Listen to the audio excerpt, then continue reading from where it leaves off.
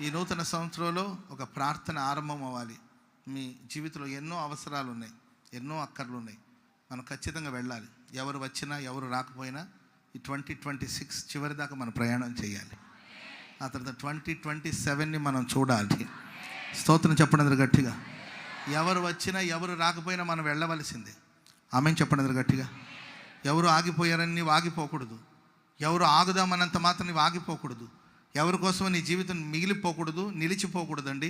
మనం సాగిపోతూనే ఉండాలి. వెనుకున్న వాటిని మరచి ముందున్న వాటి కొరకు వేగిరపడుచు గురి యొద్దకి నేను పరిగెత్తుచున్నాను. పరిగెత్తుకుంటూ వెళ్ళాలి.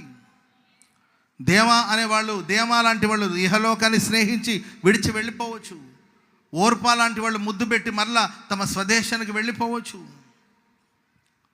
అందరూ మనతో ఉంటారని అనడానికి లేదు, అందరూ మనతో వస్తారని అనడానికి వీలు లేదు. రాలేదని వాళ్ళ మీద మనం బాధపడడానికి అవకాశం కూడా లేదు, అధికారం కూడా లేదు. ఎందుకు రావు అని అడిగే అధికారం మనకు లేదు. ఆగిపోయేవాళ్ళు ఆగిపోవచ్చు, తొలగిపోయేవాళ్ళు తొలగిపోవచ్చు, కృంగిపోయేవాళ్ళు కృంగిపోవచ్చు, వెనకబడేవాళ్ళు వెనకబడిపోవచ్చు, బలహీనపరిచేవాళ్ళు బలహీనపరుస్తూ ఉండొచ్చు. మనం మాత్రం ముందుకు సాగాలి. ఈ యాత్రలో మనం సాగిపోవాలంటే మనకు శక్తి కావాలి.